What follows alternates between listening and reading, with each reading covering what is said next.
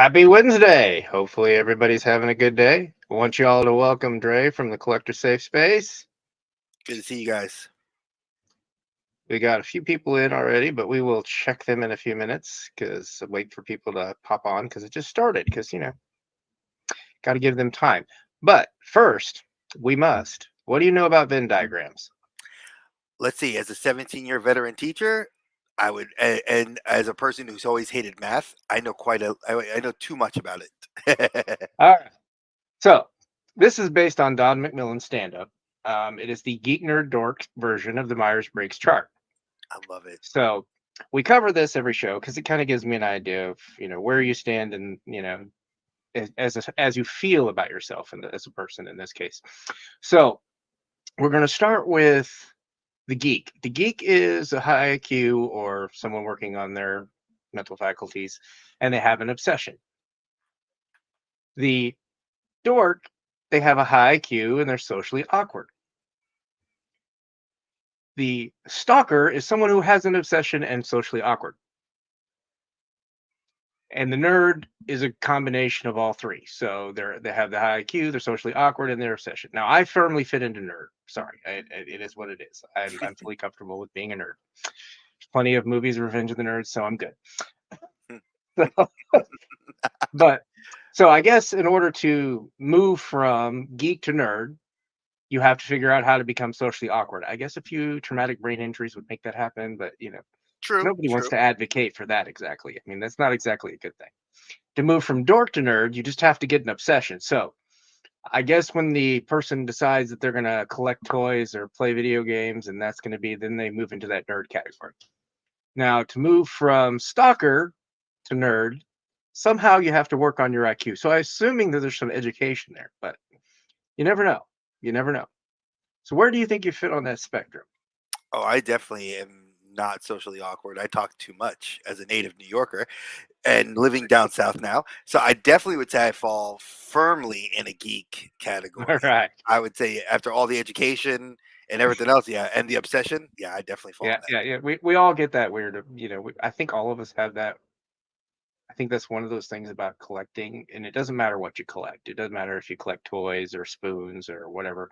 We all have that kind of obsessed feel to it, especially because it connects to something. Of course, of They course. have meaning. So one of the things that I do is I focus on the aspects of play, and there's a reason why, and specifically because a playful adult brain actually is a more enduring brain. There's more plasticity. It has ability to bounce back. It has a longevity that someone who's not playing doesn't have. So I'm going to define a play state, and then we're going to talk about it. So a play state is when you're absorbed in an activity that provides you enjoyment. That's the key factor. It has to provide you enjoyment, and it allows for a suspension of the sense of time. So you lose yourself in it. So, given that definition, when was the last time you played? Oh God, that would be. Let's see. Yesterday we were at my daughter's graduation, so I would say Monday, Okay. because the littlest one here, as you can see, one of my favorite collectibles I have. Yeah, there you go. she They're the most interactive collectibles. Let's leave it at that. yeah, she's the most interactive collectible. Um, she loves Spider-Man as much as I do, so I will show her my Spider-Man toys. She plays with her toys a lot. So a lot of the fun is seeing her interact with her toys and have scenarios, much like I did growing up. So Yeah, I will interact with her and I'll ask her questions all the time, and we'll play together. So it's yeah. always a lot of fun. So that's almost like And a that's daily that's the fun occurrence. thing about kids is that you do get to see that creative side of their brain sometimes where they're just lost in that moment and you kind of get wrapped up into it too. Most Always a definitely. good thing. So, when you were a child, we're going to go way back to when you were a child and you were playing. What were your favorite ways to play? Did everything go together? Did nothing go together? For me, nothing ever really went together. It was always I felt like everything had to be like there was always like an Avengers style team. So Okay. like the Ninja Turtles would play well the with the Thundercats and He-Man and GI Joe and all those bases. We had a huge basement when I was like a young child, so I would be able to take all the different bases that I had and put Mhm. them all over the floor and have like roads. Like so, the Transformers would be your transporters, and Yeah, the guys would ride them. So nothing ever really went together, but I made it. made it fit. Well, I Mhm. mean, that's kind of the way that I played as a kid. Everything played together. It was there wasn't like there was just the He-Man world and He-Man only existed in this way that I figured it out. Because GI Joe was a 3 3/4, so it was always like they were the invaders from another world, a multiversal thing. Oh yeah, and You know, Thundercats were huge. So like yeah, yeah, like an 8 inch figure with like a 3 3/4 inch, so that and their vehicles wouldn't work. So it's always like Skeletor. Like the way I kind of did it was the good guys were with the good guys and the bad guys were with the bad guys. So like okay, Skeletor would with Hordak and like Cobra Commander and Mumra, and then you'd have like you know the good guys. You'd have like Shredder would be like maybe or Krang would be like the radical in yeah, that. And I would always have these like elaborate stories of why their universes crossed over. It was kind of cool. So yeah. So I want you to think back to playing as a kid, and we talked about how play state is. I want you to think about how playing as a kid made you feel. Do you remember those feelings of playing as a kid? safe. I always Okay, enjoyed it because I was an only child for a long time. And when whenever I would get a new toy or action figure, it was always like I would always read the back. Like GI Joe's, you always had the file bio program. cards, and I would read the bio cards, and I would always like try to understand who the character was and how they would fit into my world and my life. And I always wanted it to be like like I always would have like would pretend I was one of the characters there to be alongside these individuals. So I'd always felt a part of it. So it was kind of cool. It was always like video games before I started playing Nintendo and Atari and all that stuff. Yeah. So, is there anything I want you to think about that and that feeling of you said the word safe, which was interesting. Um, when was the last time that you felt that kind of safety with your collection or your safety in general, or as far as life goes? Because I think a lot of us we get wrapped up in that day to day, and we kind of forget about those important factors to take care of ourselves. So I And would say for me, goodness, the last time I felt okay. So let's roll it back a little bit.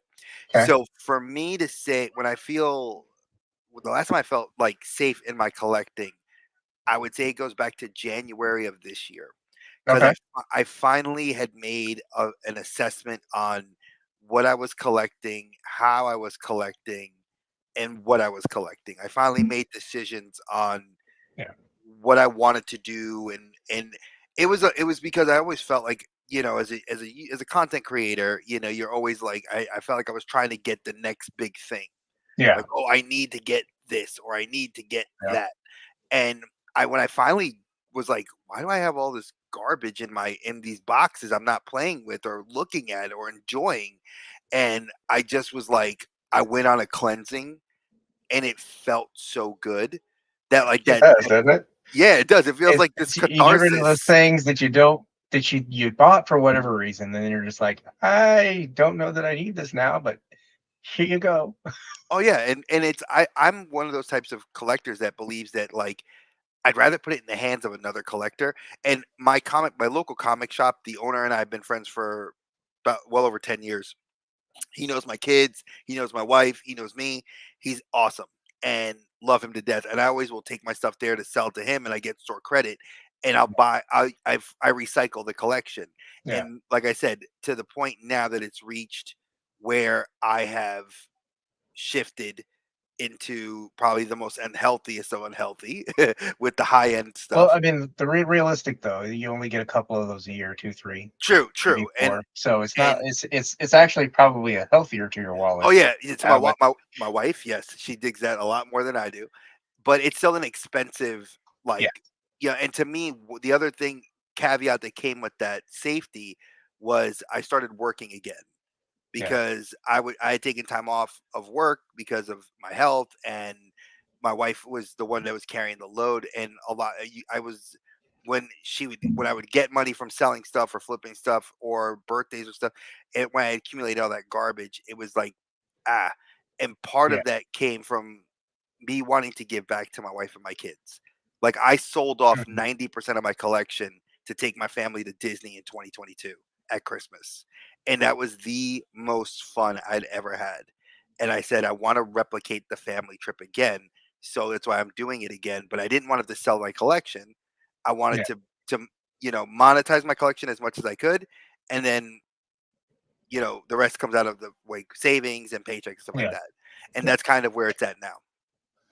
So I want you to think about the things that you do now versus when you did things as a kid, and I want you to think about what things that you do now that bring you close to those feelings of what you felt as a kid, as far as when you were playing. I think a lot of it comes down to enjoyment now. Like Okay. I crave like it's not like I don't enjoy the hunt, so to speak. Yeah. I enjoy like because I pre-order pretty much everything because that's most of the high end stuff. That's all you can do is pre-order it. Yeah. So it's a lot of it comes to, like when I go to my local shop, my comic book shop, and I'll pick up my comics for the week, and I'll come home, and my youngest loves being read to. She loves books. She'll go with me to the comic book store. It's a lot of these experiences I had as a kid with my parents taking me to the Mhm. comic book shop. I'm having that with my daughters and my wife, and it's starting to make me feel like I've settled into the place I want to be the rest of my life. Like where my Mm, kids can see this joy, I feel this joy, and it's making me enjoy collecting a lot. Like I have a whole new refound look at collecting now. that's a good thing. I mean, I think there'll be a question later that we'll get to about experiencing burnout and things like that, where we have those aha moments of, I'm just buying this shit to fill up space that Mhm. I don't really necessarily want, but I'm just doing it to do it. So, um, is there any difference between how you played with your toys as a child versus how you play with them as an adult? I think now more I long for I'm not I'm so I'll preface this. I don't like the toys of old, like when I was a kid. Like I'm not into Mhm, vintage, but like getting some of the figures I had as a kid as an adult now, there's so much joy because it's like mhm, I'm seeing it reimagined, and yeah, some of the stuff I collect is so new that it's like it's this reimagining of stuff I did as a kid, creating these worlds and having this. So it's like as an adult now, it's more like I could those stories I created as a kid are interwoven into my brain. So I yeah, have it's like I'm able to more like visualize, create, and then when you play Dungeons and Dragons like I do, you're able to mhm, even create characters and concepts and yeah, worlds, and it's so much more fun. So yeah. yeah, There's a little more creativity as an adult sometimes that we can tap into, but I think kids have that unfettered imagination where they don't have the limits of, this is a plus one natural. We can't do that. exactly. It's not like it's like there's no limitations, and I feel Yeah. like my wife laughs at it because she'll be like, you're. She's like, Andre, I swear, like I was telling you backstage, you're undiagnosed ADHD, but I'm like, babe, my brain is focused enough that I can handle a lot of things. So it's cool Just and it's uncool. we'll call it neurospicy. That's what we'll That call that. I like that. That's a new one. We're gonna coin that phrase. Yeah. There's a doctor that I follow on Instagram. His name's Chris Lee. It's hilarious because he calls your brain, 2 pounds of meatloaf in between your ears. And Love it. he's a neurologist, so it's even funnier having him say it. But um, so when you played as a kid, who won the most battles, the good guys or the bad guys?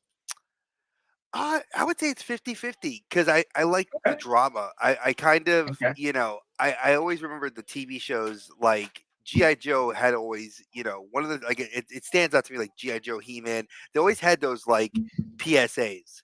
Yeah. that were like, don't put a fork in the outlet, or like, don't like, Yeah. hey, if there's a fire, you got to look out, So to me, I was always like the what if kind of guy. And I loved those comic books as a kid.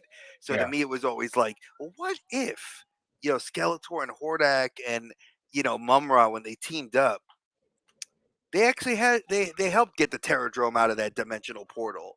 And like the Yep. good guys are now stuck like on the other side, and they're terrorizing all of like this made up Earth. Yeah. And and it's like I'd always be like, well, tune in next time in my brain, like, okay, well, I gotta go to bed, but the next day or the next week I would try the story would continue, and it was fun and different because I felt like sometimes the good guys gotta lose. Okay. Well, since we're kind of at this segue, which I like to call, and we're going to check in with the chat briefly. Sure. So we got Jacob here from Cobweb Collector. What's up, Jacob? My And boy Jake. Nolan. What's up, Nolan? Bree Dazzle. Hello. Got Aaron, my name twin, the toy enhancer. Love that cosplay in your picture. He does. He have you seen his dios? Oh no, I'm gonna check it out. I gotta check it out because I Oh, love you have no idea. Because Duff I Man thought got them. my dios were good, and then I look at his, and I'm like, I look like a 3-year-old playing with Silly Putty. Okay, let's be honest. I'm sitting in the corner eating the Silly Putty. Let's be honest about it. And he makes fun of himself later, where he says he doesn't have a high IQ, but I don't believe that. So we got Bill Exactly. from Weird Fantastic Toy Adventures. What's up, Bill? And figuratively speaking, hey John, how are you, sir? Duchess of Darkness, hello, Duchess. And Hey, Duffman's Duchess. Diorama. If I forgot anybody, by all means, give me a dirty look. I mean, I guess that's. Oh, we got Hillbilly Harper here. This is he'll be on next week or the week Oh, after. cool. I think so. It's Eric from Podcast from the Pit, I believe. Nice. So yeah, uh, yeah. He says my dials are awesome. Yeah, and I saw your Zartan's house, and it made me rethink mine completely. So let's not compare apples to oranges. So as a kid, you kind of briefly touched on your childhood toy lines, but why don't you kind of give me those top 3 toy lines for you as a kid? So for me, it's wildly different now. So I would definitely say I was a huge, huge Master of the Universe fan growing up as a kid. I loved me GI Joe. Like I remember we would always take a trip to Florida. GI Joes were like they would always the Toys R Us down there in Orlando for some reason would always have the newest ones, and my parents would let me go crazy on vacation and come back with like every new GI Joe. And I would say the third one would be Transformers. I was a huge Cool. Transformers fan. Apparently, Eric has corrected me. It is the 26th. See, again, Oh, this is what happens when I get old. I think next week is actually Jim Largo from Largo's Lair. oh, sweet. What's up, Chris. man? Hey, Chris. Thanks for coming in and checking it out. Hopefully, you enjoy it. If you don't, I'm not for everybody. He's good. No, he's good Oh, people. I know who he is. I know. I've been Yeah. on his lives a few times. So you say you don't really go back and get vintage, but are there any of those toys that have really special meaning to you that you would go back to get? There's one, and it has a very special place in my heart. My wife knows it. I've said it to her. And it's kind of funny because recently I found a non-vintage version of it, but it's like way too much money to get it. And my wife and I were like, no, no, no, no. So growing up, I loved Voltron. It was Okay. my dad. I remember my dad going to this little Chinese store or Japanese store in like this little hole in the wall mall, and he bought me the Gold Lion, the official Yeah. Gold Lion. So I had the metallic lions, Yeah. and my parents got divorced, and the big house that we had, my mom and I had to go live with my grandma and my grandpa in the projects, and I only got to take one bag this big, Mm, and my Voltron was left in storage. Now, my uncles and my aunts were helping my mom out. They took the stuff from the storage to their houses. So my cousins, they were kids. They would look through the stuff. And one day I'm at my uncle's house, and the neighbor's kids that I was playing with my cousins had my toys, and they had broken my Voltron. Oh, And I get a knot in my throat now thinking about it because I was so angry. And I remember running back to my uncle's house. I was like, Mom, they have my toys. And my mom like came running, and my uncle felt real terrible. And I just started grabbing stuff from these bins and putting it in like this just garbage bag. And I was so mad. And I mean, like, the adult me's laughing at myself because I remember it. Like, like, it's like, really? I was like, and I was yelling at my uncles like I was like a grown adult. Like, I was like, get the hell away from me. And my mom's like, leave him alone. Divorce, the kid's dealing with a lot. Like, don't stress him. And that Voltron, I found the Solo Chokojin has released or will release later this year a mm, full on metal version, all lines break apart metal version of it. oh, nice. It looks fantastic. The price tag on it was like $900. Oh, And yeah. when I told my wife that, I was like, "Hey babe, got a question. I want Voltron. What would it take?" And she just looked at me and said, "You want to sleep in the car." I was like, "Okay, so I'm not getting it." Like, gotcha. I was like, I'll just let that childhood trauma sit and marinate. I won't get it. So You could probably find some of those 80s versions of that one for I fairly less than $900. I've seen a few. There's a couple of shops, but they're like about like almost 2 hours away from where I live. Yeah. And one of the shops had like an incomplete set, and it was like, Ah, and he was trying to sell it for like 300. And I was, back then I didn't have the money for it at the yeah. time. Now that I would have the money, it's like my heart would just say if I got it, yes, it would feel good to have that vintage one. But I was like, man, that Solo Chokojin just like kicked me Yeah. in my face. Was like, I want the new hotness. So it was Yeah. like old and busted, new hotness. I wanted the new hotness.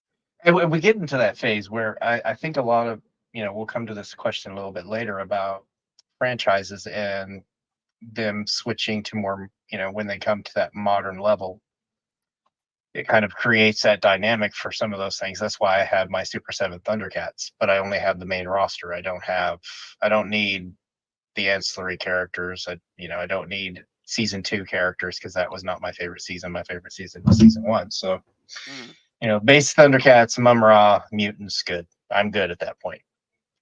I have enough at that point that I don't need anymore. I'm not a Oh, big fan of Super. I actually And had the thing almost is I'm all of not a fan those. of Super 7, but I am a fan of Thundercats. So it was really one of those things. If I wanted those, and at Playmates least a is doing it again. somewhat modern version, So then if I you would didn't, be. I'll tell you, Playmates is doing them again, doing that line again. So We'll see how they do with it. and Playmates tends to be like 5 points of articulation on every figure for the most part. Mondo, and I also heard Mondo is taking a stab Yeah, at doing Mondo them. is, but that's outside of my price range of wanting a toy. So yeah, we'll get to those limits here a little bit. Of course. So when you collect now, do you prefer established franchises or do you try independent lines very often? I mean, obviously, if you're looking at that Voltron, that's an independent line, but Yeah. does So it have to be an established franchise for you to go, yeah, I need that, or are you willing to take no, a chance on some of those outside the box ones? I've taken a chance on, like, okay, so I did, many years later. Hey baby. Many years later, I jumped into the Mythic Legions. Okay. I made several good friends. My youngest one says hello. Hello again. Say hi. There's lots of No. people here. You can say hi to You the want to eight say hi to people. everybody? Or you just want to hold my hand? Want to hold my hand? Okay. She just wants to hold her. Exactly. So I jumped into Mythic Legions briefly, and that was a yes. Go ahead.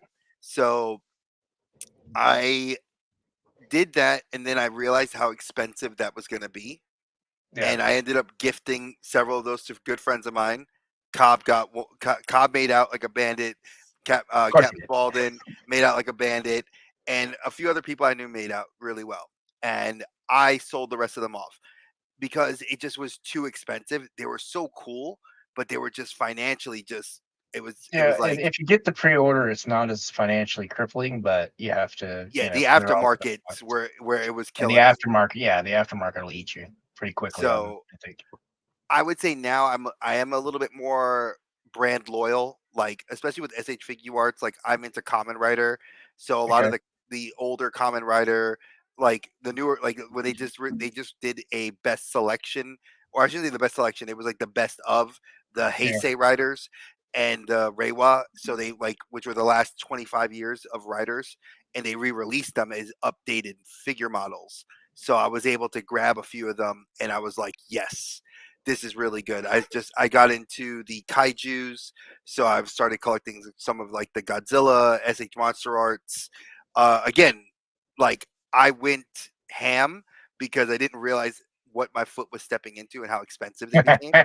So I was myself. I had to start parsing some things. I was like, well, what don't I like collect anymore? I was like, oh, let's get that out of here. And now, like also like Marvel Legends, I collect only Spider Man now. Very few other heroes. Like I started doing the X Men, but then I converted all my X Men to Mafex. Yeah. So I am brand loyal until I actually, the only one I'm not loyal to anymore is Toddy Mac, and I sold every single piece off. Got rid of, like, actually my comic book shop is still waiting to parse out my entire collection that I sold them. We get to those points where it just doesn't have that meaning to us anymore, so we don't need Seven it. 7-inch figures had no way to fit in my collection, and I was just getting frustrated with it. And I was like, man, So it, it, it, it all needs to be in that same scale and same area. So it can't yeah, have two different scales. like a Make Marvel right. Legend. Here, I'm gonna grab a SH figure. This is a Common Rider, uh, O's, and this is the Agent Venom Marvel Legend. Yeah. You It's stand them yeah. next to each other. The They're figure arts. Yeah, they're all kind of shorter on the scale. So are the Mofex a little bit. yeah, but still, to me, like this is an example of still a good scale that I'm Yeah. fine with. Now, like when you start jumping into like Super Seven, and you start looking at Mondo and other brands, and like like the only other ones, like I know people started taking chances on the the was besides Mythic Legions, all those other companies that start like I did Cosmic Legions and I got out of that too. But like all those companies, they keep their stuff to scale, like 6 inch, Yeah. Animal Warriors of the Kingdom yeah, and Animal Warriors of the Kingdom, all those are like perfectly scaled. And I'm like, if I ever were to dip my toe into those things, as long as they're within the same scale, I'm fine. yeah. So All right. So when you think about your collection, does the community in and of itself ever kind of sway you? Do you ever have those moments where you're like, yeah, that review looks cool, that figure looks cool, I'm gonna go buy that, but past you didn't think past about it it did. beforehand? Past it Or did. or or you haven't, or you have what we call the enablers in my group of folks. They like filter out this stuff to everybody else. It's like enabling you to like, ooh, you want this, don't you? And like, no, no, I don't need anything else, but thank you. I did at one point. I would say maybe 2 years ago. A lot of YouTubers influenced me to make, like the guys I was watching and the guys in my circle were very high influencing me on what I was collecting. Mhm. That's why when January of this year came, I made the complete 180. Yeah. It was like we said, it's that catharsis. Yeah. I was like, I collect, I love Spider Man. I love Captain America. I love Batman. It's easy to cherry pick Hmm. versus like having everything and then having to parse it all out. So it's like that's what it's become now. And it's a lot easier. And not really anyone influences me anymore. It's more like I like seeing what people are into, but I know what and I'm noticing a lot more of the YouTubers are taking that sort of approach. Like I'll use like Seth Baer for instance. Like Seth went from like getting everything and then selling everything and getting everything to now saying like I want themes. And Yeah. he themed his stuff, and you can see how focused his collecting is. And that's Hmm. how I've become like that. Like what pieces do I need? What am I looking for? Oh man, this is coming new. Okay, well let's look at that. Is that something that fits in with the collecting? Nope. Pass it. Yeah. And I think a lot of us as collectors, sometimes we forget that the stuff that we end up collecting ends up collecting us. Yes, that's So very, very true. there's that collateral with us too. Oh, apparently, Chris has influenced you to shop at Ross. Never, never. I Ross is a bad 4 letter word in my language. Oh, why is that? Ross is great No, no, sometimes. no. It's because of the algorithm. I hate when and Chris, Phil, I love you. You can Phil, I love you. I love you. I love you. But I hate that everybody in the algorithm was like pumping my feed full of Ross Well, videos, Ross, yeah, and it was I it was just it was a lot at Christmas time. I'm telling you, it felt like I was like every video was, "What did I find at Ollie's, Ross?" But the thing was, is Burlington. I was going to Ross during Christmas time, and I was finding the stuff, so it was great. At the time, I was able to get a bunch of stuff. I went to Ollie's and got a bunch of stuff. Me and Chris live in the same state. Basically, we were in the same area for a while, Oh, that's cool. so we kind of shopped in the same stores. Not that we ever actually met, um, but yeah, it was always interesting because if he'd go and look for something, I think the one day that I found the stuff, the classified stuff that I was looking for, I sent him a message. Well, I'm not doing classified anymore. Okay, well, you just did a video on classified, so I was confused at the Yeah, time. So I was a little confused. I was like, okay, well, I'm just letting you know it's there if you want to go put it on a video. oh yeah, I always hit people with those hard questions. Like I'd message him and be like, dude, you just were like all into it. Like you were all in. Now you're all out. And he's like, I'm all out. I'm like, hey, Yeah, it's one of those things I think with we do as collectors is when we start refining that collection back a little bit. We make that decision on what we want, and sometimes little things trickle in. We be like, oh, I might just take a little bite of this just to see. Sometimes that little bite ends up being, you eat the whole thing and you now regret it. So, it's interesting. Now, you've talked about your love of comics, and I'm assuming that the love of toys is kind of persistent. So, was there ever a time that you didn't collect toys, or have you continuously collected them? And if so so, what lines brought you back into collecting, if you did leave? all right. So I did go through a phase of where I didn't buy toys. And it wasn't that I wasn't buying toys, I wasn't buying American toys. Okay. I'm very much into into anime, and I Mhm. started like I would get laser focused into a particular show. And back in the early 2000s, it was very difficult to get merchandise. So it was a lot of like eBay and running to like the bootleg stores in the Uh-huh. city, or like finding websites like Hobby Links Japan and ordering from them.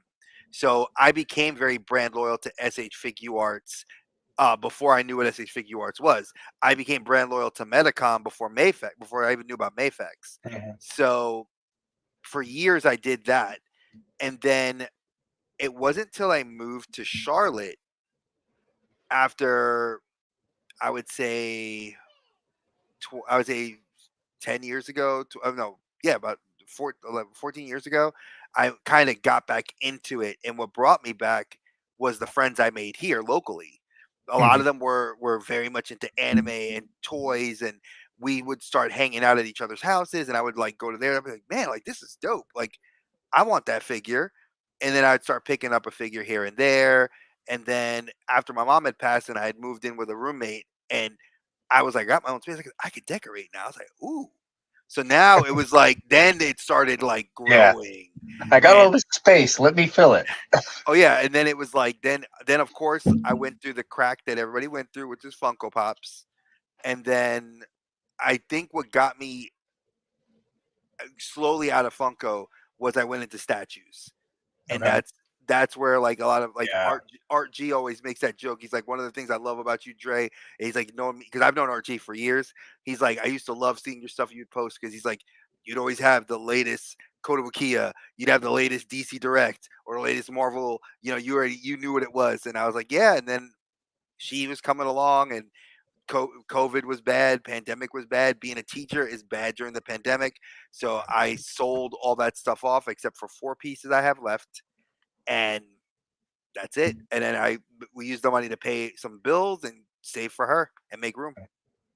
The only statue I have is a Randy Bowen Designs Wolverine from 1996 or 7, Those are long impressive time ago. pieces. Those are But it's awesome got metal pieces. skull. It's got metal claws, and the rest of it's poly PVC. So Yep. polyvinyl. It's a nice statue. It looks great, and it's held together for going on what 30 years almost. Yeah, So all those were I built to can't. last back then. Yeah. So um, we're going to talk about collection rules. Now, for me, my collection rule. This is the hard and fast rule. This cannot have. This is the end of the line. This is where I draw this. I cannot purchase anything that costs more. as a single item than my first car. That's a good Now, rule. understand, my first car was bought in like 1990. So, uh, cars back then, you could get some used cars for Couple around what I hundred paid for bucks. no one. Yeah, about a So, couple hundred bucks. Yeah. yeah, I paid $550. So it can't, whatever single item I get, it can never exceed that value. So that kind of put out things that I wanted as grails in my life. Like at some point, I would have wanted to get another flag because my ex-wife sold all of my GI Joes for $75, and that includes my flag and all of my vehicles. Garage sale. It was my mistake for putting it in the garage sale. I thought, you know what? I put the I don't want to sell it prices on them, so Mhm. I figured it would be safe. No, nothing was safe with her. Nothing. So that would be my ex-wife now. So, Yes. um, are there any collection rules now that you've purged? What are your collection rules? So my newest rule is I want the best, and Dave's Dimension has said this too. I want the best version of the figure Okay. or the character. And since I've gone 1/6 scale with the hot toy, I want the best 1/12 scale version of the character. So Yes. and I have like so far I would say I have the best one of the best Miles Moraleses right now. I have one of the best Spider Gwens. I don't have the Toby Mayfex yet, but that will be the best for him. I have the best cap that they're gonna make, or sorry, the best cap and the best Bucky. So, and I don't have a good hunter yet until they make a hunter for because he's my only Star Wars hot toy I have. But if I can get that, that's rule number one. Rule number two, I don't like multiples of the character Okay. in the same outfit. I hate that. Maybe that's like maybe I do have ADHD in that regard. I hate that. Like that shit drives me nuts. I would say that might be more on the autism spectrum, but Maybe, so that might be more of that spectrum under the line. but I'll tell you the truth. Like it to me, I can't have like 6 Miles Moraleses Yeah. that are like slightly repainted. No, Yeah. I have currently different suits of Miles because he's my favorite Spider-Man. But I don't need like, oh, they just released that Miles in that black. No, don't need it. Why Yeah. do I need this? Why like Mesco's putting out that Miles? That's as right now as close to the best Miles that they're getting until Mayfex reissues their Miles Yeah. Morales. I don't know. I don't like the The soft Mezco one. good It's based on the into the animation. Spider Verse. Yeah, So it's just so skinny, and it's really not. I mean, the comic Miles has got at least a little build on him, but he doesn't look like a twig. and that's the one I wish they were reissuing, the adult Yeah. Miles Morales that they released several years ago. He now goes for like like 600-700 bucks, and I'm like, nope, nope, nope, nope, nope, Yeah. nope. They will. Uh, Mafex is good at if at anything, they will reissue. reissue, That and most more than definitely. likely, it will probably be closer to the next movie. Oh yeah, I think when we get beyond, that's when we're gonna get the next Yeah. one, Yeah. and that's when I'll probably pick them up then. The other rule is it can't be what half our rent is in the house. Okay. So like anything close to 800 bucks, no. It's a no One, my go. wife one, my wife will kill me. Two, I would have so much debt in my like I think you'd be sleeping on the couch. I don't know that she'd necessarily kill you for oh that, but no, she'd kill me. She'd be like, you need to go on the ground. I'd have to go away and hide. I'd be calling you. I'm gonna go stay with you for a little bit. So anything that's like a payment on our bills, no. yeah, I don't go above the budget anymore. Like I stick to the budget pretty strictly now. If I go above it because of my comics, then the toy budget gets slashed. yeah, If and usually, like you said, with certain bigger pieces, I have time in between, so I either make the payments on Sideshow or through my local shop, or things like that. And the other thing is, if there are pieces because she's still little that are very breakable, I have to place them up high where she will not go. yeah. Yeah. The good thing about my 14-year-old autistic son. He doesn't mess with any of my stuff. Never has, Nice. never will. Um, I say that, but once I move into the new place, it probably will be everywhere. So it's highly likely to be messed with. But who knows? You know. Um, as far as your collection, is it inbox, out of box, mix of both? What makes it determine that it's one or the other, So or do you take them all out? I okay, so originally my collection was I was an inbox collector minus my statues.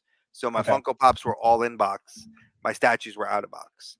Um when I got to when my wife and I finally got our first place together and I had like a setup, a small setup in our living room, I was able to out of box a lot of stuff. So a lot of my Star Wars stuff was out, a lot of my Marvel Legends were out. And then when Roy came, we had to make a ton of room. So I had to kibosh that into like one little area. Yeah. And then when we moved to the larger house that we had lived in before they had where we were renting, I had an office that was literally just everywhere. I had posters on the wall. I had my whole collection behind me. I had cubicle upon cubicle. Like every cubicle was a different genre, Yeah. and everything was unboxed. Now, because we're in the process of figuring out if we're going to stay here because we're month to month now, so we're trying to figure things out. I am very reluctant to take things out because I don't want to read, that Repackage it. Yeah. repackaging is a pain Yeah. in the ass. So some of the stuff I'm getting in new is staying boxed, but I'm dusting the stuff that's currently out, which is like all the Spider-Man stuff behind me. Yeah. But like, That's always the fun part is when we have to go to cleaning time and it's just like, yeah, like I just got this in. This is still boxed. I mean, like I have a box here, a stack of boxes that are just like, and I've been creating those now, things. do you keep the boxes or Yes, do you for the throw them? high end stuff, I keep it. Okay. I won't throw I it out. the attic at my soon to be ex-wife's house is just literally full of boxes, full of empty boxes. And that's pretty much 90% of the attic. It was just like, at some point I was like, I'm thinking to myself, now when I move all that, I have to decide whether or not I actually want to keep it. Now it's not expensive stuff. It's not the high end stuff. I mean, the stuff that's high end, I keep the boxes for. Like, I have the Mafex Azrael Batman. I'm jealous. If So, you and I ever want to get rid of that, just holler at your boy because that is on my Grail list of figures I'm hunting for. and then I have a Beast Kingdom Merciless figure. Nice. So I didn't put the batteries in his head to light up his eyes, but that's just me. I don't like leaving batteries in a toy for too long because Oh yeah, corrosion. Mumra, Lionel, the damage we did to those toys. Oh yeah, lots of it. Anything that had those batteries you couldn't change out was even worse. 'Cause a lot of those X-Men from the '90s where you couldn't change out the batteries once it went dead. But surprisingly, that I had I think it was like a laser light Psylocke and a laser light um, Gambit and a Wolverine. I don't know why the hell they had a laser light Wolverine, but whatever. They had to have a Wolverine in every wave for whatever reason. But they were still working up until about 2 years ago. So that's Wow, that's impressive dope. considering. Oh yeah. Normally, you would think that battery would be dead. So, is there anything that you don't do with your toys right now that you would like to do? I'm in a place now where I think it's mostly my age. I want to do like a museum style setup where Okay. like because I know Rory is very gregarious and like my other daughter Lana has stated like we would if we had kids come over like if Lana's friends because Lana's friends like I'm that cool dad like I'm that cool Yeah. like oh you're that cool stepdad like you're into anime you're into like oh you read comic books oh you read manga so I always Mhm. would like to have like a my dream setup would be to have like that little office space man cave where I could have things displayed like a full on Spider-Man display and a Yeah. full on like like hot toy level where I have like the Avengers together, Spider-Man's Yeah. together, Batman, and like do things like that. I know that's the dream, and we are looking at a house, hopefully next year. And if that's the case, I can look at that then. But for Yeah. right now, the dream is like I got to just like kind of look at it and pretend in my sketch in my head what I would like the room to Yeah. look like. I found what I did for my dioramas is I found these sheets of PVC.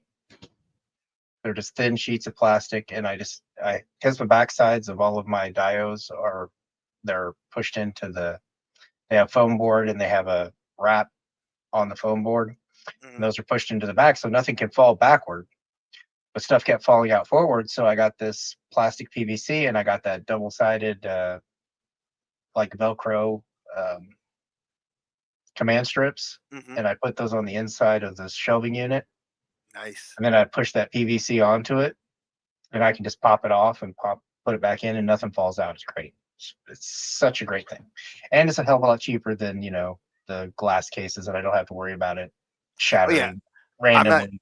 I'm not doing IKEA because I've seen the horror stories of friends So and my sister what she went through with her IKEA detolf when one of her detolfs shattered yeah, and a lot of her Harley stuff got damaged. So my heart went out to her. I was like, "Oh hell no.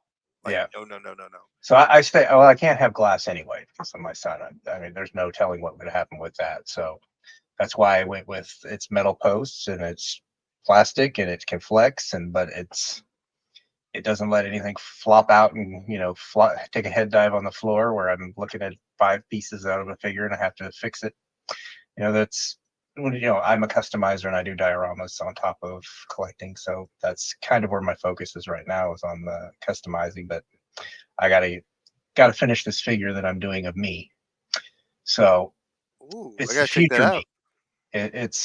It's the future me. It's what I'm working on in therapy. It's part of my therapy plan, for lack of a Nice. better word. So in kind of in talking about therapy, what I want to briefly talk about, kind of the mental health aspects. And I know that you and Chris, Yukon Phil, and John Joker, and a couple other people were doing mental health kind of shows, Mhm. and that seemed to be kind of a something important for you guys to talk about because I think it's one of those things that we, particularly as men, we don't generally talk about our struggles with our mental health. It's because it's kind of been that stigma against it. And I think that as a society, we've gotten better about talking about it. But I think the fact that there's a throughput in this community that we all kind of, we realize where we are and we realize where others are. And there's a lot of the community that's really supportive of each other.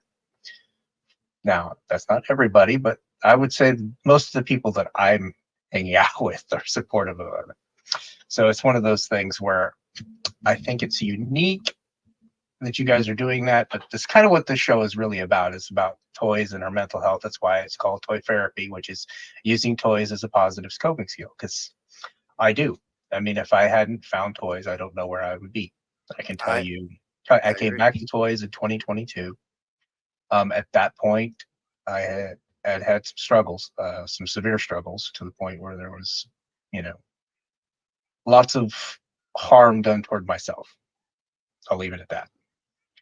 For about the 5 years previous to that, and then a lot of it had to do with the strain of having a severe, profound autistic child, and things falling apart in other areas for the longest time. And I credit the toy community for kind of saving my life at that point. Um, it's the first time as an adult I've had friends that weren't quote unquote work friends. So when you left the job, you didn't no longer have those friendships. And honestly, there's something very unique about the toy community in and of itself because there's a lot of us that struggle with, you know, mental health issues, for lack of a better word. So it's kind of interesting that you guys do that. So I want you to kind of briefly talk about it. I know you guys don't do it all the time, but obviously, collector safe space is kind of that extension of those mental health. Well, it was born of that, to be very Yeah, honest. I I myself came from, you know, toys have always been, and I guess I'll phrase like toys, sci-fi, geekdom. What we now know as geekdom, like readily acceptable in society, has always been something that has been a safe space for me. And when I was in, there was a couple of groups I was in that they weren't mentally just the group wasn't good for me. I thought Yeah. it was, but Yeah. then things went south Yeah. and I got very depressed and I got very ostracized. And then even more so, people that were like were noticing that I just had this downward spiral. And I had had a bad downward spiral. I came out of, being where I was very suicidal at one point, and Yeah. I was very depressed. I was drinking, I was pill popping, I was doing all the bad things before. This is way Yeah. before my kids were around, and I lucked out that toys saved me and the community saved me. One of my best friends, I will say this till I'm blue in the face. Dave is been like my brother. I met him in the very first uh toy talks, but like the very first therapy kind of session, mental health Yeah. session. And ever since then, him and Colin EC collecting Yeah. have been like two of the guys that I love to death, and I talk to them every day. And when I sat down and started hearing these other stories of Yeah. other people going through things. Bill had talked to me about Mike that was going through some stuff in the community, and I invited him in, and Mike's thrived. He has a whole bunch of new friends. Jacob and I, we met through things going where he was going through some stuff, and he's credited me and Dave for a lot of how he's felt positive, and Yeah. it warms my heart because my mom was a mental health worker for so many years, and as a teacher I always helped walk kids through this stuff. So for Yeah. 17 years of my life it's always been something I've either struggled with in my own life or seen people struggled with, Yeah. and I want to give back. This community has given to me, and I'm going to always give back to it. And that's why I do what we do. These mental health Yeah. talks, like Dave and I said, we've done them so many times. We haven't had a lot recently because of just scheduling between both our lives, which is crazy. But we we talk to people. Dave puts a person in my ear. He's like, "Yo, Dre, I think you need to talk to this guy." Heck, Jacob even told me about somebody he knew, and I reached out to them. So Yeah. several people have always reached out, told me, and I've invited them into the group, Yeah. and they've thrived and done well, made new friends, and they come to me and they say, "Dre, thank you," and I'm like, "You don't have to thank me, man. I'm your Yeah. friend." Eventually, like if you're your friends long enough with me, I'm your brother.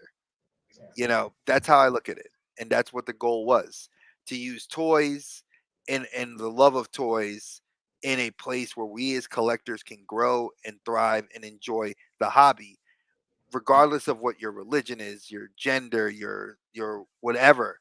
You are Yeah. safe, and that's where you are, and that's why this group exists. I am not the collector safe space. The collector safe space is us, Yeah. and that's how I will always look at it. Well, and then when you joined the toy network, I knew it was my turn to get a hold of you and have you on because I was like, yeah, it's time.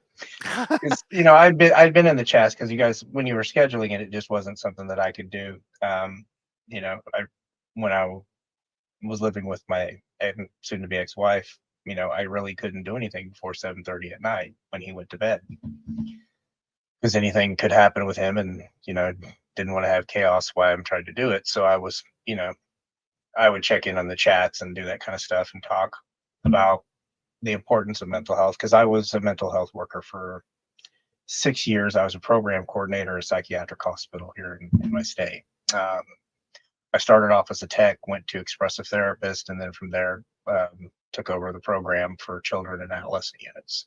Nice. My mom Um, worked with that.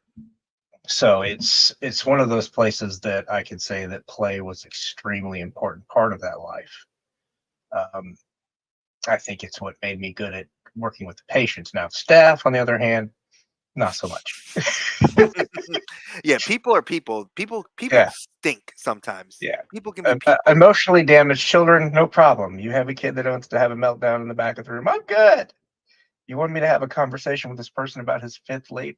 Mm, yeah, I'm not feeling that. Yeah, So it was one of those things where it was at the end of the time, my son was getting worse, and it was just like, you know what, I have to make a choice. I can either make a choice for my son, or I can make a choice for my career. And it wasn't really a choice. As a father, that wasn't really a choice. It was, I'm going to make this choice for my son because I'm not doing 70-hour work weeks, and I'm not doing 3 to 11s and 11 to 7s back to back, or 7 to 3 and 3 to 11s back to back. We're not doing that again, because I did that for about 3 months to try to get everything under control, and then I had to fire a bunch of people. So yeah, it was one of those moments where you're just like, ah.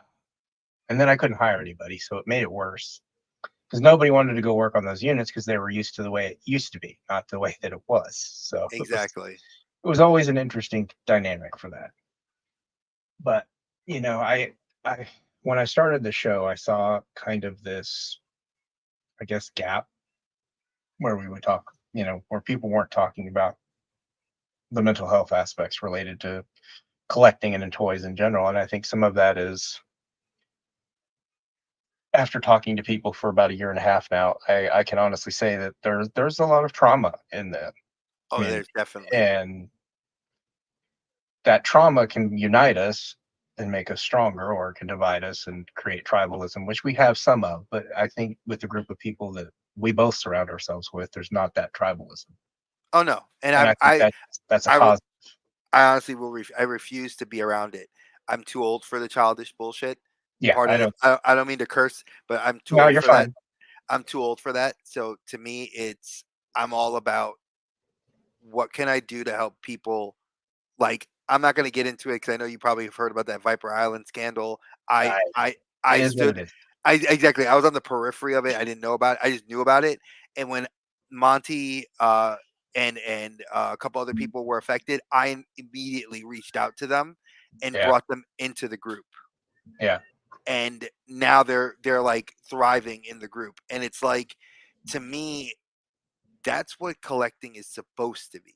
yeah, We get together, we love each other, and it's not love. You don't have to love what I do yeah, or love what I collect, but the fact that we're collectors, we have that common bond yeah, that we can talk, and we can get over that social awkwardness, or even have that social awkwardness. Well, yeah, I like Star Wars, you like GI Joe. Okay, well, we both like Hasbro. yeah. There's the middle ground.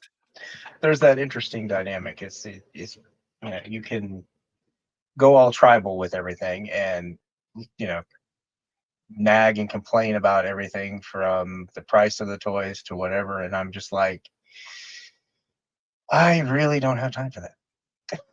And I'm with I you. just That's where I am. I get people being mad about certain things happening, but sometimes at the end of the day, if someone's not willing to accept responsibility or accountability for their choices or their behavior, there's not anything that you're going to do to change it. And True. despite all the cries and whines and griping and complaining, you can't. Some people are just wired differently. You just have to throw up your hands and go, yeah, it's not my problem. Oh yeah, and that's kind of where I like. People have told me, they're like, Dre, your numbers are low. And I'm like, I don't care about the numbers. Yeah, I said, what I care about is people. yeah, I care about seeing people be successful. If YouTube is their outlet to get that pain of feeling like an outcast out, and yeah, I could help put them on a positive platform, then that's what I'm going to do. And that's what I'll always do. I'm all about that. So, yeah. I think it's interesting that we have that, and I think it's a good thing that you have that, and a good thing that we have the Toy Network, and we have those folks that we know support us, that are looking to raise all boats, not just themselves. mhm. I don't care that I have 10 people on my live right now. I don't care. It's not that I don't love you guys being in the live. Don't go walk it off because I said that. We I, love you. I do love you. I love y'all. It's not the numbers. For me, it's the message. That's what I'm about. And the message is the only thing that matters at the end of the day. It's about being me doing this helping others connect with their, that childhood joy, connect with the joy in their lives, and trying to get them to realize the importance of the things that we forget as adults, which is play. It's essential for a healthy brain. True. 100%. All the research out there says your brain isn't in a playful state enough, you're gonna will. That's just how it works, You know what someone told me? unfortunately. You know what someone told me today? I asked one of the new members. I said, "When's your birthday?" And he's like, "Why?" I said, "Well, on birthdays and Christmas, I mail cards, and if the finances are there, I'll buy you a little gift. 'Cause if I pay attention to what you collect." And the Yeah, guy's like, "No, you don't have to." And I'm like, "Well, dude, it's not that I have to. I'm choosing to, because yeah, one, I think I'm old school. I love writing a card out and sending you a card because that takes time, and yeah, that shows you the one thing that we can never get back. It costs a lot. Is time." yeah, And it takes me by the time I have to go put the stamp on it and mail it out to you, it's that personal touch, and that's something I will always do. So be looking for your invitation today, okay, and also be looking at your messages to get so I can get that information, because like I said okay, again, I'm not doing this for clout. Just so you all know, I don't do this for clout because I could care less.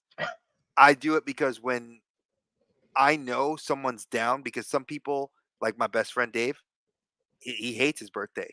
He loves me when it's my birthday, but I told him, I said, I love it when it's his because I spoil. I get to yeah, like do something extra for you yeah, because I want to make you smile that day.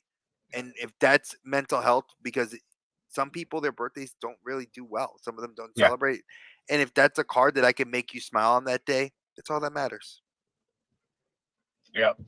Hey, and here's Derek, and this is honest. Sometimes that sort of warmth is hard depending on your brand of trauma, and it is. It's one of those things that I think some people are ingrained, and myself was that way, at least somewhat. I for the longest time when it came Christmas or birthdays, it was like, well, what do you want? I don't want anything.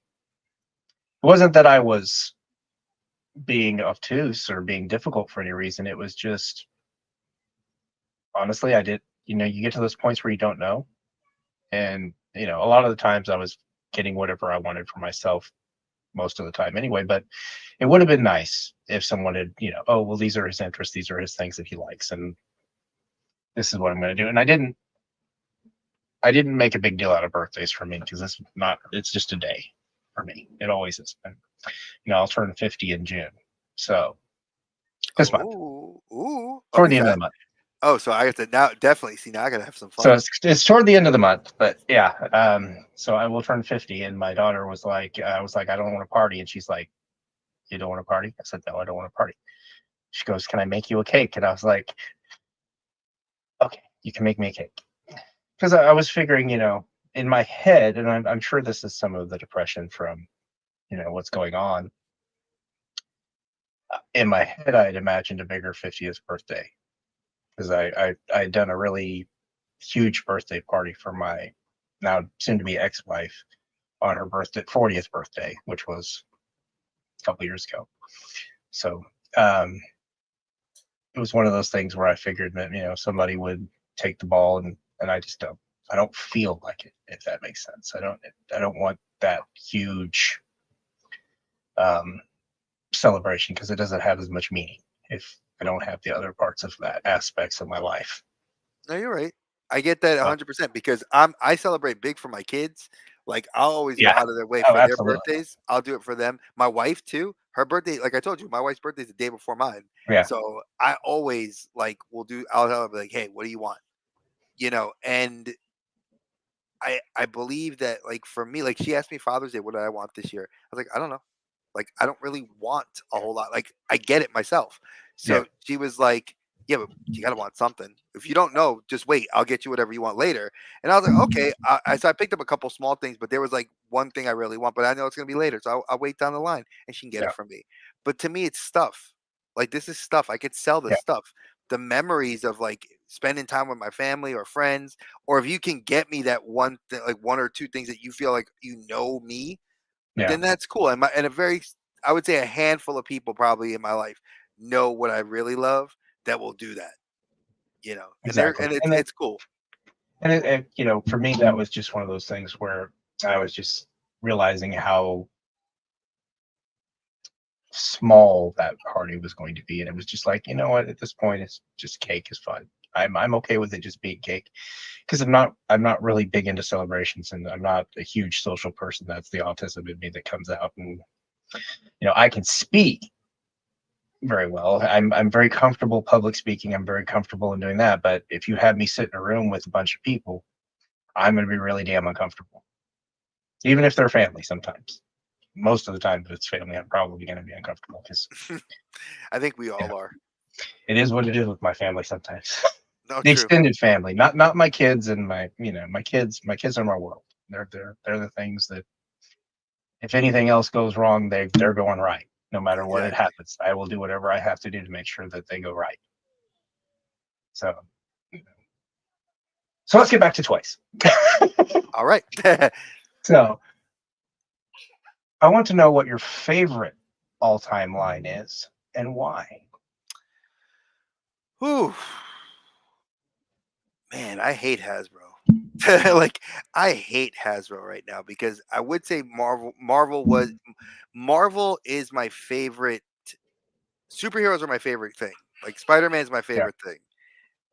I would say getting Spider-Man stuff has become hard because Marvel Legends are putting out some figures that I know Mayfex or SA Figure Arts will never make.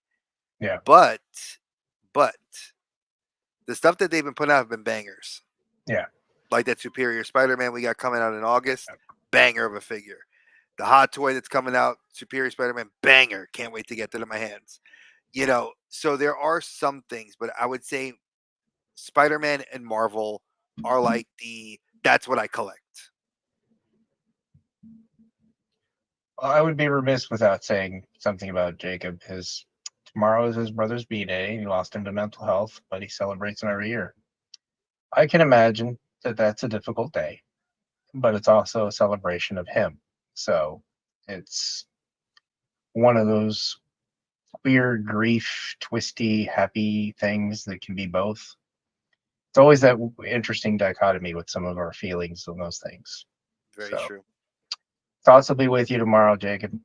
You know where I am if you need a text. And same with me, brother. You shot me a call the other day, so you're always willing to talk to me. So, um, does the lore of whatever you're collecting influence your decisions on what you collect? Yes, I have since I so I hate clowns. Let's start.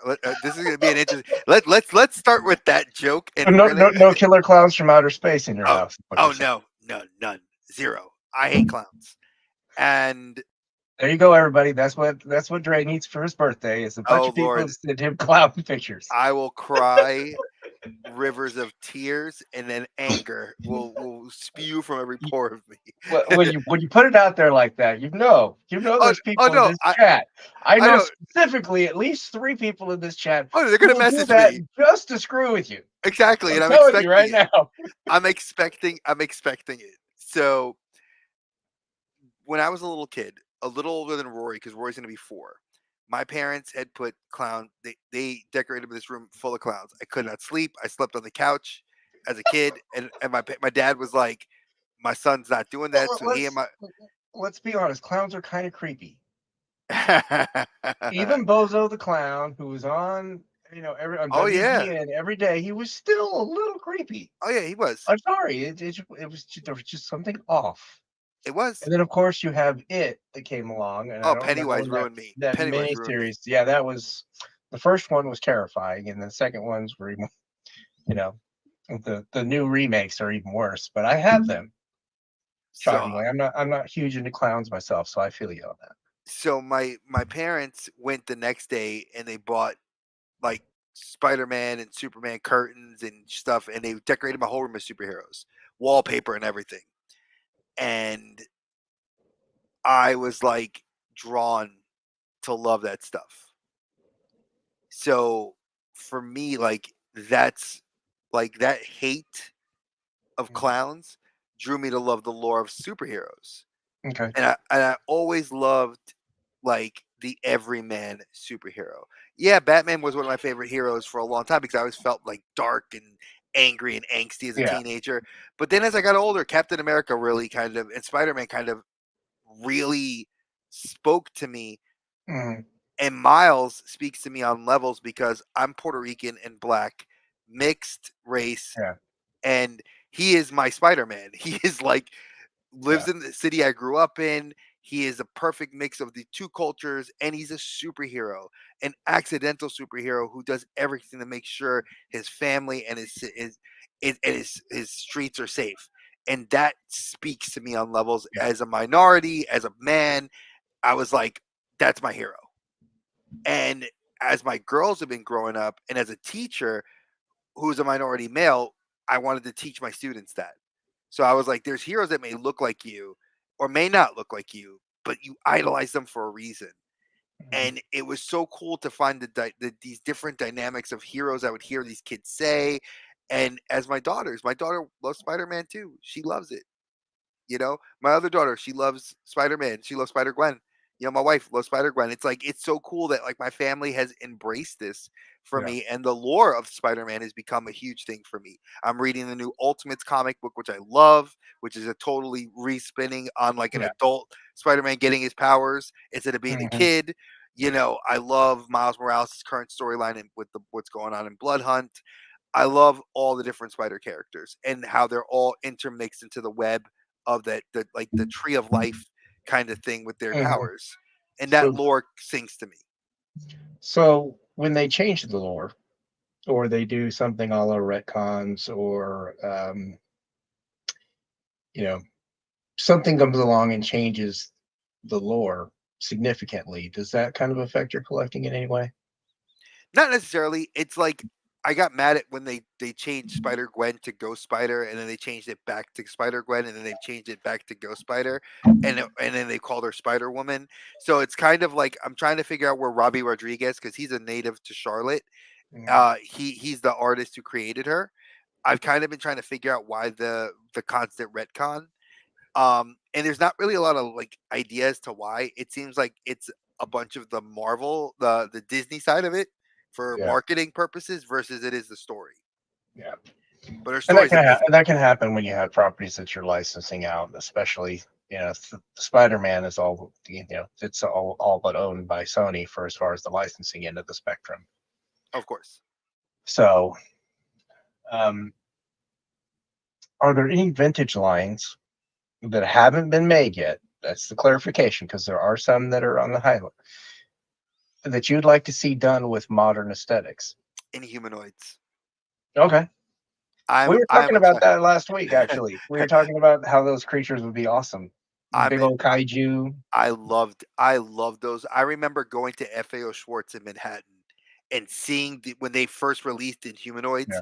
and they had like the rocks and they had all the characters, and I had like every single thing. My parents bought me all the characters, all the villains. I would love to see a 1/12 scale line re-released of that, or if I had to get there's a caveat. As a teenager, I loved Exo Squad. Ah, Exo Squad, I know people are killing it on the vintage market for Exo Squad. Give me a 1/12 scale line of the characters with like the power suits. Woo! I would, yeah. But my I money would be I can spent. see 3 3/4 to be Yes, more in line with Exo Squad. pricing, because if you win 112 on those, Oh yeah, they'd be, oh yeah, that's yeah. 150, $200. Yeah, I know. Yeah, But $60 if you gave me an Exo Squad suit and a three and three yeah, quarter, like a Joy Toy. If you gave me like yeah, a Joy Toy or or a Haya, yeah. I'm with it. There I'm you with go. it. I'm Yeah. with it. So when you think about your collecting, what draws you to a figure? Hmm. Obviously, the first thing that draws all of us is look, is appearance. I'll use actually his is not just appearance, his is story. So I'm gonna grab him because he's on my work desk. Gojo Sensei from Yeah, Jujutsu Kaisen. yeah. Love this character. Simply dressed, right? Not pretty nondescript, right? But he has a bandage across his eyes. When he lifts his bandage, his eyes are like crystal blue. Yeah. and he's the most powerful character in the Jujutsu Kaisen universe.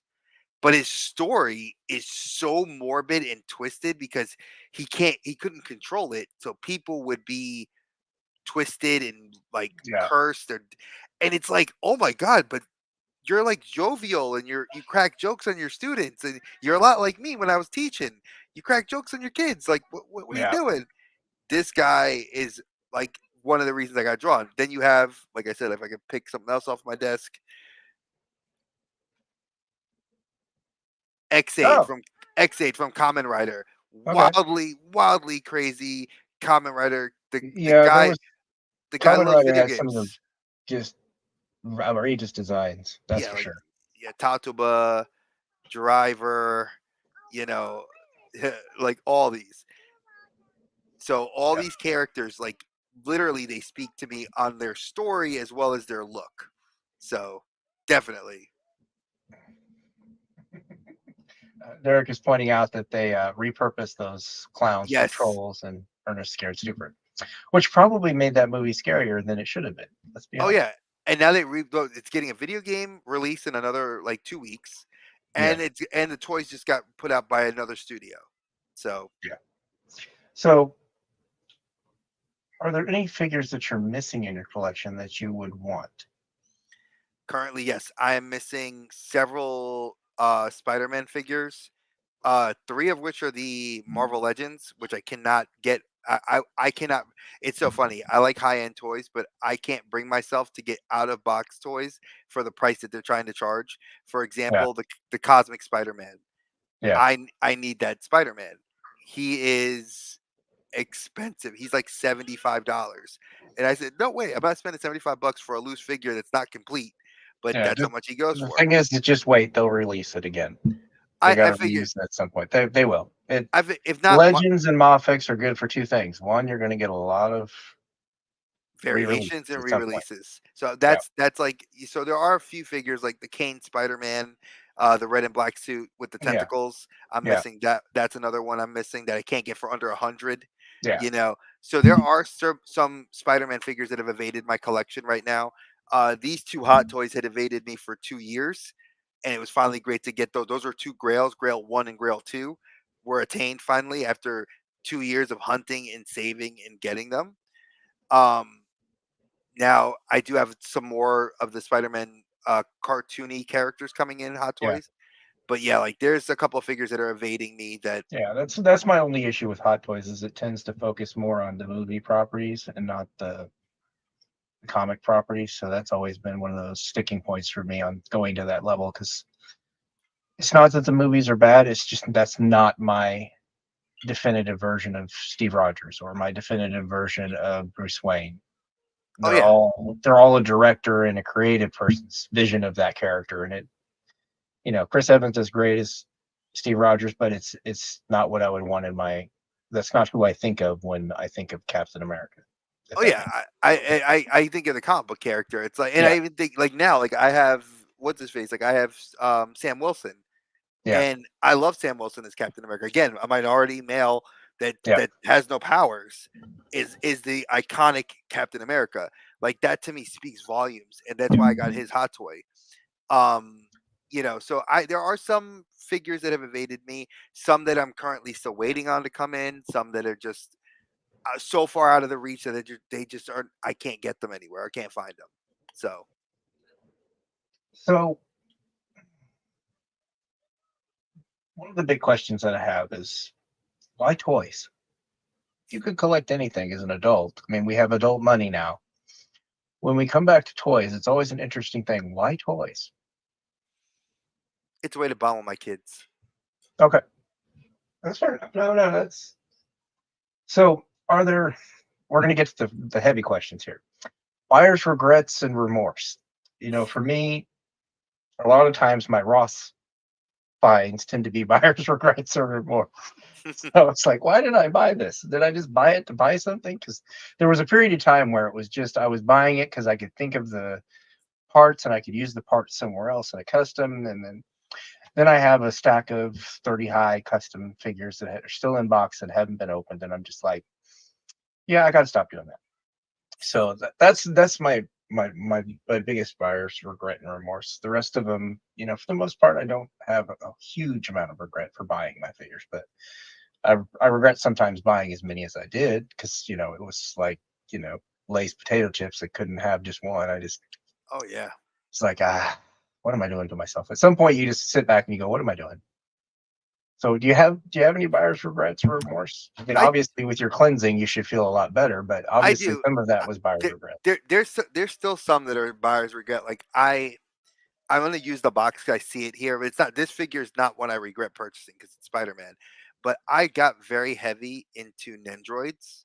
So if Oh, you're okay. not, so if you're not into Japanese Nendoroids, they're like super deformed. What I would call Cos Baby and Hmm. U2's style toys, but these are highly articulated, and they usually come with like. There's two versions. There's a regular version that's cheaper, and then you get the DX versions, Yeah. which have a little bit more. I got very deep into these lines, and the problem is resell or trying to practically giving these away at Yeah. one point because it was like I had no room and I had spent like these were like $100 Yeah. They're not and cheap. they're not cheap. So it was like I was like, where the hell am I gonna put them? Oh shit! Like I'm stuck, and I'm like, and then I would take them, and it's like when I would try to sell them, it was like I'm getting offered like a third of their value, and I'm just like, man, Yeah. that thing's brand new in the box. Like you could tell that, like sell that brand new. So there were a few that were like that. Now I have, That just might be that it's more niche yeah, and in I the think in the now realm. I have a few left. Like I have the Spider Mans up there, and I have a few of the superheroes like Iron Man, Cap, and like I got the End Game. Like probably one of the ones that stands out to me the most is that I have Ronin and Black Widow, Okay. where you could tie their they have where you could hold their hands like Yeah. this, and it's I was like, oh, I had to get those. There's no buyer's remorse with that, but Yeah. like any I had to cancel all the other ones because I was like, I can't do them anymore. Like the ones I sold and I had to just part with to get for pennies on the dollar. Yeah. Yeah, I regret it, but now I don't. Now I don't purchase them anymore. So So we briefly touched on it earlier about burnout. And I think we all, as collectors, kind of go through that stage where we get a little burnt out on what we're collecting. Sometimes it's we find this new passion, this new line that brings us to something else. But do you ever have you? I mean, obviously, with your cleansing, you experienced some serious amount of burnout with your collection at that point. You were just wanting to get rid of it. So obviously, burnout has been a factor. But uh, do you ever just imagine it being where you know, do you ever imagine that you weren't collecting? And what would that look like for you if you weren't collecting? if I wasn't collecting toys, I'd be reading. I'd be still collecting comic books because Okay. I like actively. There's a big pile of comic books here at my lap, at my legs and my feet. Um, but there was like I told you, like in January, that was the turning point for me. There was a lot of in drama within the toy community that somehow like I leave people the hell alone, but people were starting to come and attack my channel, attack me, and attack my family, and I was just like, I'm not doing the algorithm, I'm not getting the trends, I'm not gonna run out and spend money on the newest thing just so I can have it. I don't Yeah. care. Like I didn't care anymore. And I had reached there was a point where I was about to box everything up, minus my comic book collection, minus the Spider-Man figures, and say, like, F it all, it's gone. Yeah. And my wife sat down and said, do you really want to stop? Or are you just frustrated? And that's when the cleansing began. Like I just Yeah. started going through stuff, realizing what was bringing me joy and what wasn't. And once I kept this, and everything now I have brings me a smile to my face. So that's where I'm happy. But that burnout is very real, Yeah. and it happened with me with comic books before, and I stopped for many years, and then I came back to it. And I've been steady with it because the kids and I like to read them, and my wife uses them in the classroom. So it's something that I enjoy, and it's like Yeah. the going to the barber shop, you know. And I I You haven't just said experienced going that. to the barber shop, Dre, and I'm like, All right, so as a neither one minor of us have gone to a barber so shop in a yeah. very long So time. yeah, well, when I lived in New York, I used to go to this Dominican barber who I used to love. He would shave my head and do my beard, charge me like $10, and he was always quick. And I would love the conversation I would hear in the background. All the guys talk about their Yeah, girlfriends, their wives, their, Then I went to Italian. I went to an Italian barber for many years when I was a kid. He always talk about his gumas, his wife, and his. yeah, It's such a culture of hearing these conversations that when I go to the comic book store, the owner of the store, like I told you, he's a personal friend of mine. Several of the workers know me and my kids and my wife, so I always go there, and it's never like a, oh, I'm in there getting my books from my sub box and I'm out. It's like, hey, they're like, like today I go there. He's like, "How's the wife? Where's the baby? Where's my toddler?" yeah, He's like, "How's your wife doing?" Oh, congrats on Lana's graduation. There's always it's a good cathartic feeling, yeah. and that's what I want. The It's a day, and community thing. So I'm gonna borrow a line from a friend of mine. He said to me 25 years ago, "The day something stops being fun, you stop doing it." yeah. And that's kind of the thing that I get to with the collections, and I think collecting in general. I said if you're not having fun, why the hell are you doing it? You're wasting If your money. every time you walk into the store you're angry because they either don't have what you want or the price you don't like, if you're not happy doing it, stop doing it. Life is Yeah, too damn short to get upset about toys. right on Toys. the nose. Right on the nose. It's a very weird dynamic when you get pissed off about your collection, and I'm just like, really? It's toys. Did you forget what you're talking about every day? It's toys. It's not a big deal. The world isn't going to end if you don't get that one figure. I promise. Oh, but you see Hasn't it hasn't though. ended yet, You and right? I see it. We know that there's few people in this community that's how they function. That this is their life. And I'm Yeah, sorry, like when the camera goes off, I'm happy. I exist outside of the camera. When the camera's on, I'm the same person on that I am off. yeah. There's no difference. So And I think that's speaks to authenticity, and I think that's one of the things that I try to bring to the show is a little more authenticity to the you do. natural order of things. It's because this is me, unfiltered, as much as I'm going to be unfiltered in a public venue. Let's be honest, I'm not going to share everything because it's nobody's business but mine. Of But course. there's enough of me here that people see who I am, and it's not an act. It's not a ploy. It's not. I'm not here to get clicks. I don't care.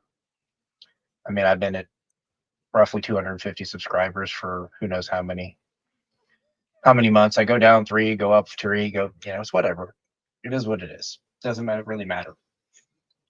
I'm here to have fun and to talk with other people that enjoy the hobby or don't enjoy the hobby. And sometimes, so there's some people that, they just need something to vent, and that's okay too.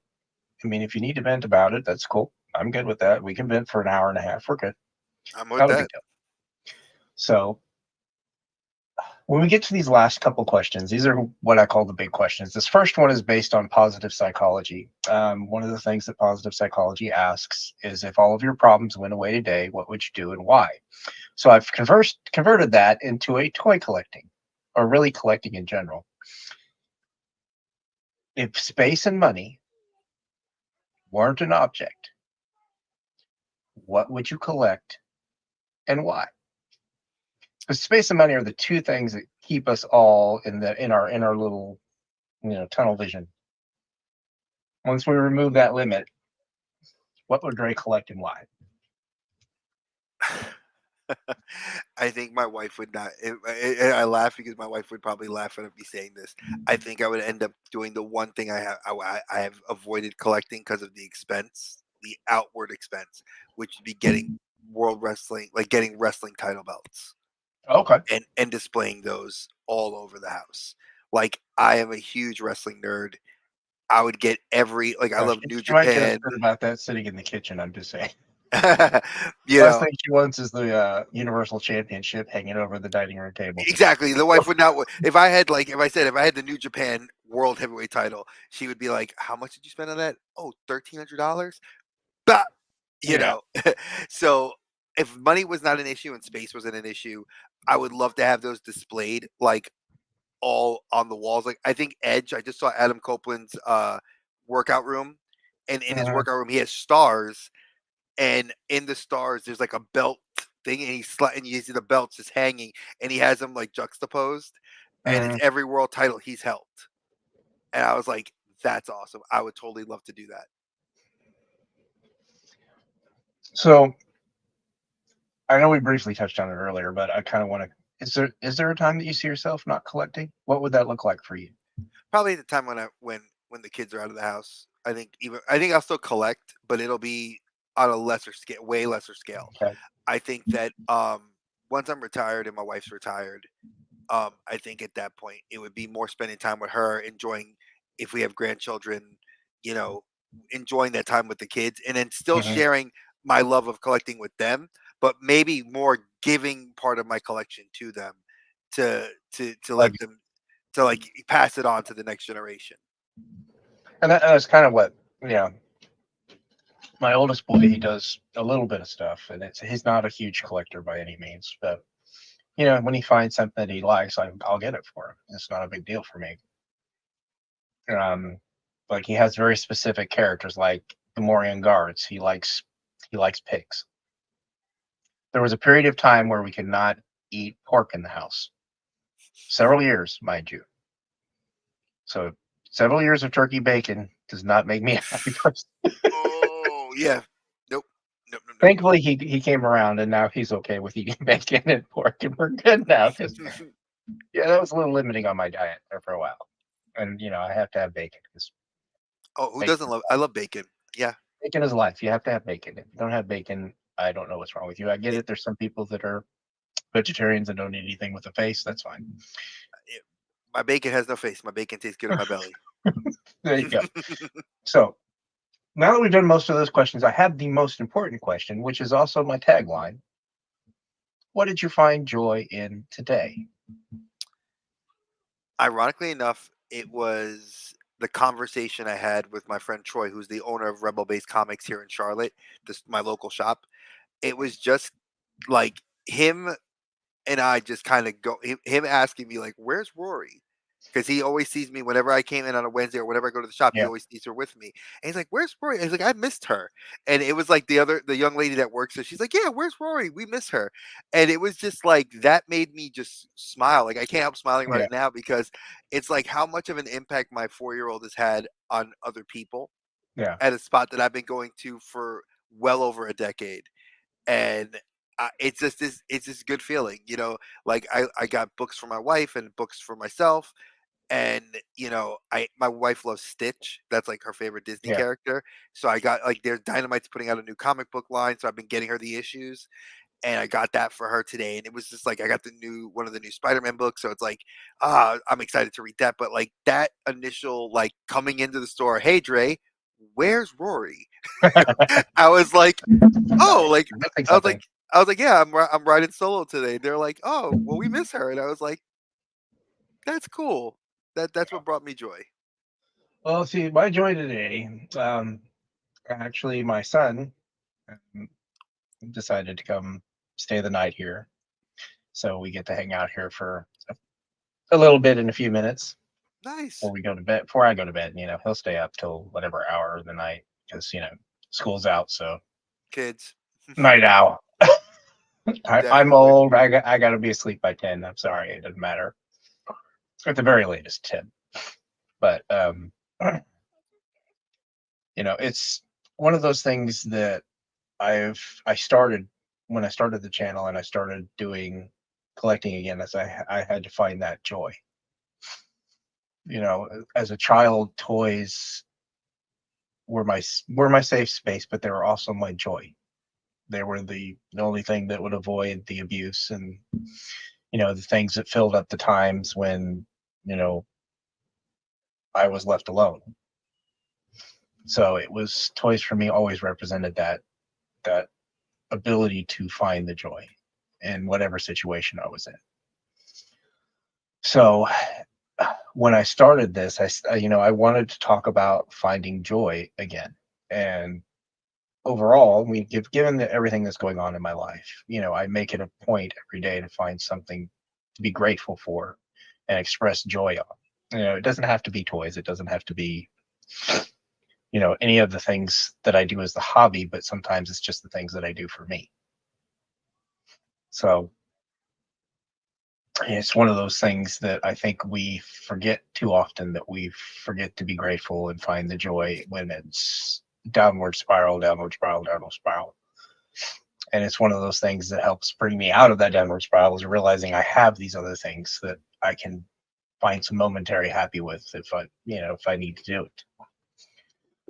But his stuff, Derek Dre's stuff, his links are in the description of the video. If you haven't subscribed to him, go subscribe. I also linked his Instagram, so feel free to follow him on Instagram. With that, folks, I don't have any more questions. I don't know if Dre has any more answers. I listen.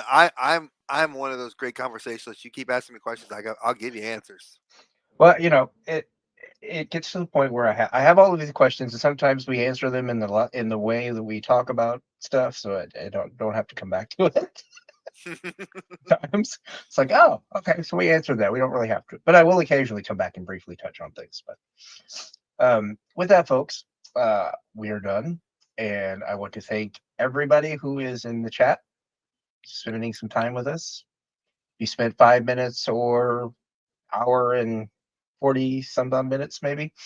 I appreciate that as well. If you're watching this on replay, by all means, leave a comment so that way I can comment back. Thank you for watching, because I do appreciate it. And I hope that it has some meaning for you all. With that, I will leave you with, if you can be anything, be kind. Have a good night.